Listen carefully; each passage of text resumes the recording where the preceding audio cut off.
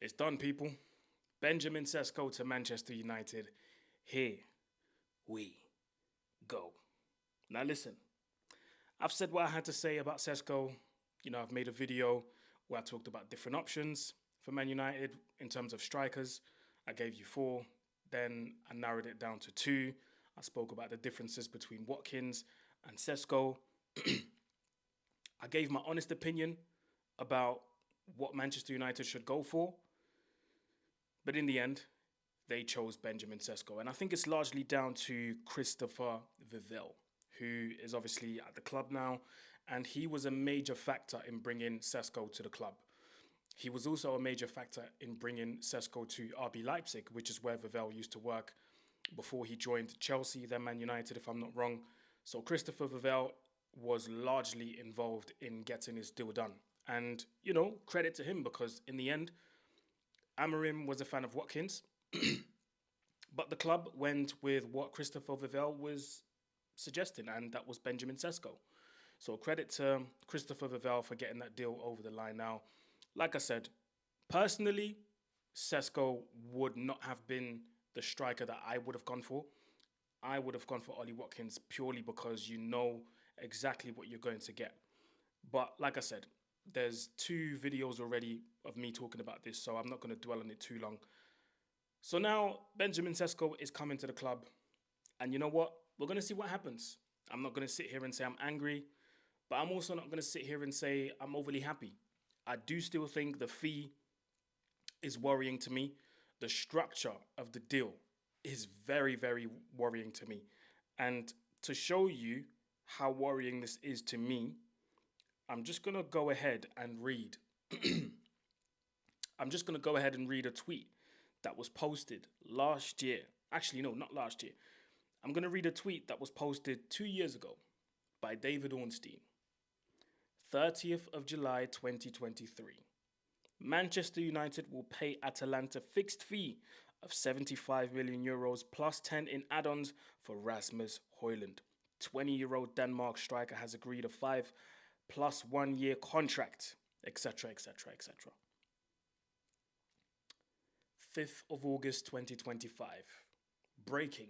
Manchester United make offer to RB Leipzig for Benjamin Cesco. Proposal 75 million plus 10 million in add-ons.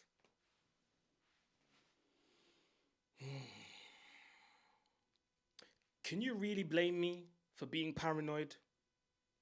Come on, can you really blame me for being paranoid when I'm seeing these figures and they are identical? You can't blame me for being paranoid, man, because I'm looking at this and I'm going, this is a déjà vu. This is copy paste. 2 years difference. So I don't know. I feel like we've overpaid. I feel like we let ourselves be dictated by what RB Leipzig wanted.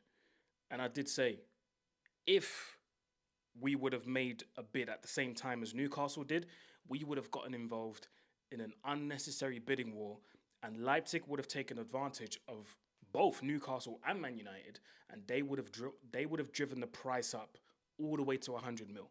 And I'm glad that didn't happen.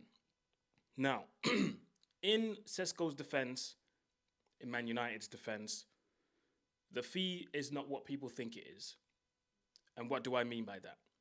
People are going to try and drive up the fee every day because I'm seeing ridiculous numbers. One day, someone's going to come out and say, Man United paid 100 mil for Cesco, because every day I'm seeing different fees.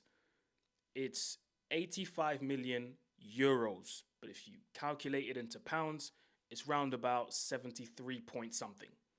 So, it is not that bad if you look at it from a neutral standpoint. I've seen people go for insane amounts of money. I mean, Chelsea are quoting between 80 and 100 million pounds for Jackson. So looking at that, I'm going, you know what? From a neutral standpoint, it's not that bad. But from a Man United perspective, I feel like the club overpaid. And it's purely because of the fact that we don't know what we're going to get. We don't know how long it's going to take for Cesco to adapt, because this is another thing that people forget. Yes, we're happy that we're bringing in another young striker. Yes, we're happy that we're bringing in a striker with good potential. But we don't know what we're actually going to get. We don't know on a week-to-week basis, even though it is one game a week, etc. We don't know what we're actually going to get. We don't know. So is it going to take him one game to adapt? Is he going to hit the ground running? Is it going to take him a month, 2, 3, half a year, a whole season? We don't know.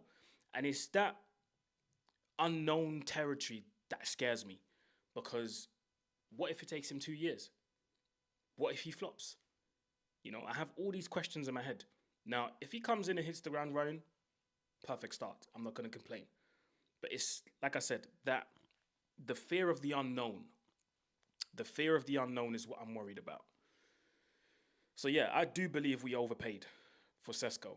But I also look at the market and I'm going, this is what clubs pay for nowadays. This is what clubs have to pay to bring in talent to the football club, or to their football clubs, to the respective football clubs. So, it is what it is. He's here now. And, I'm going to back him, of course. I'll be there first game of the season against Arsenal. And that brings me to my next point, because I'm going, hold on a minute. Speaking of déjà vus, I talked about the fee when we signed Højlund, and I talked about the fee I talked about the fee now when it comes to Cesco. Do you lot remember what happened a couple of years ago? 2 strikers were hot property at that time as well. And it was between us and Chelsea and 2 players named Alvaro Morata and Romelu Lukaku.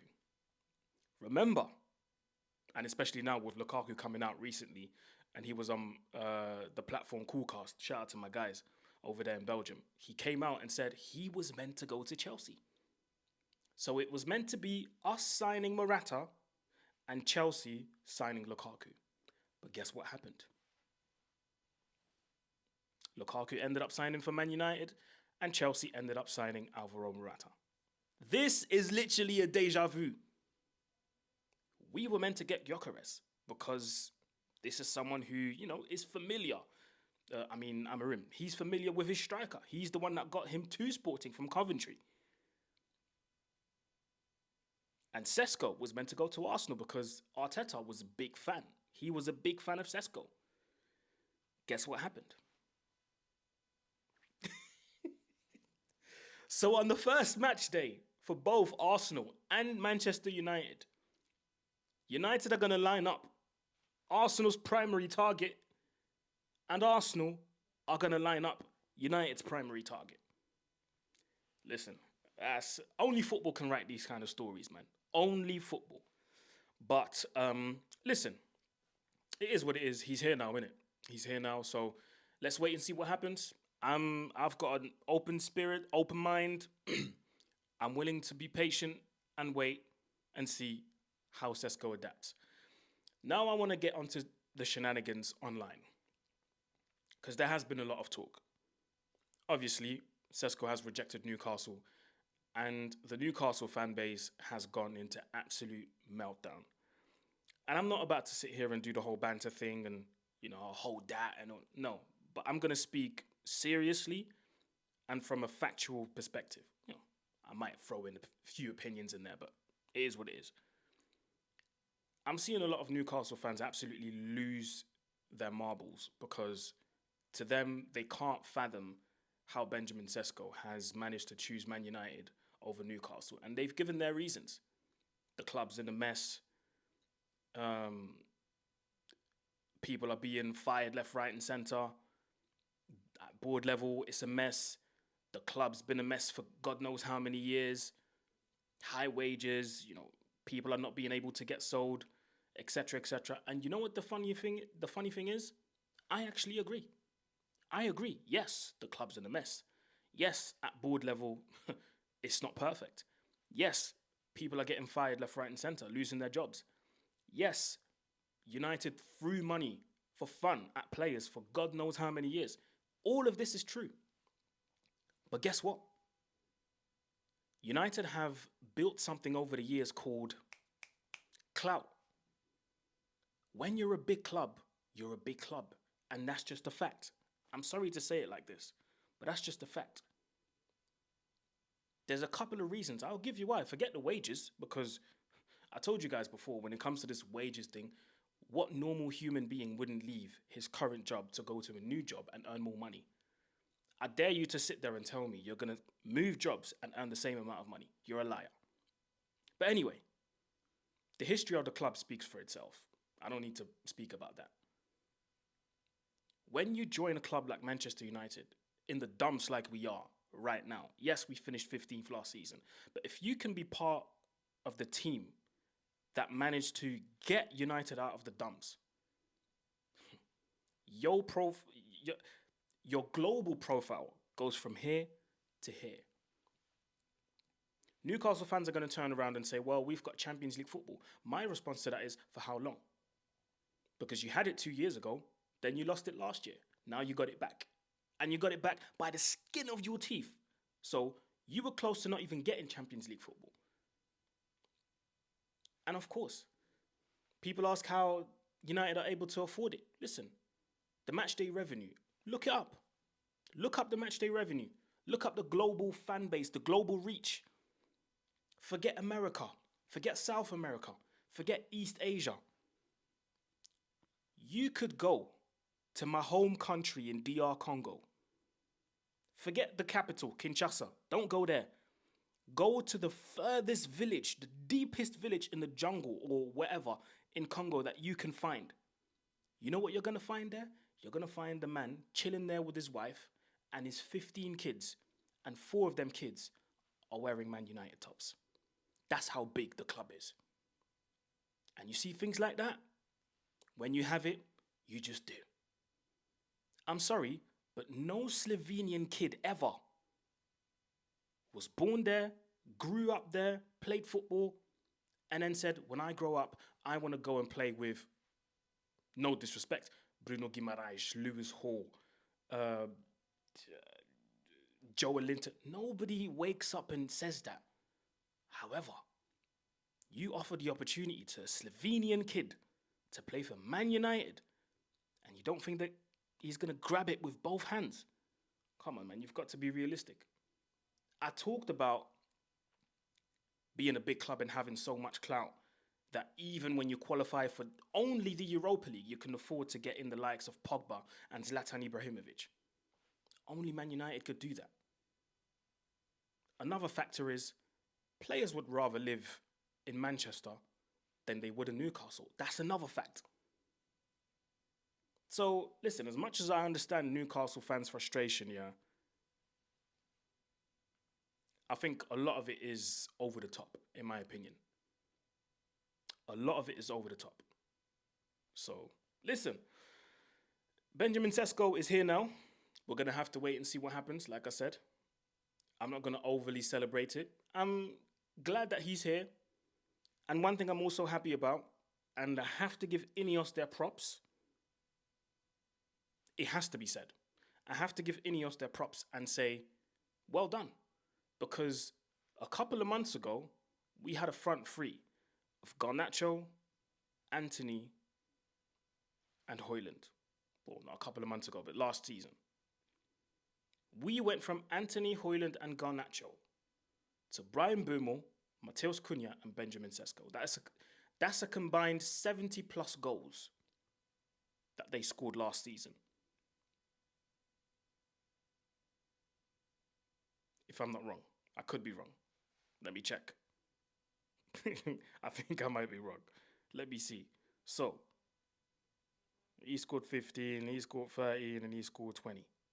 My bad. That's a combined 48 goals that they scored, all 3 of them. Do you know how many goals Man United scored last season? 44. So already, that's an improvement. Now, they need to translate that in a Man United shirt. So like I said, we'll wait and see what happens. But listen, guys, let me know what you think in the comment section below. Like, share, comment, subscribe. It's road to 20K, closing in on 18. We're nearly there. The content's flying. Season is nearly back. Community Shield happening this weekend. We're back, baby. We're back. The content is going to be contenting this season. I'm telling you, people, we are going to reach heights we've never reached on this channel. So shout out to you guys for being loyal throughout this whole summer. It's not been easy, but we stuck in there, we hung in there, and we created content. no matter what. So listen, I appreciate you guys for your loyalty, your support, the love, all of that good stuff. Like, share, comment, subscribe, people, and I shall see you soon. Peace.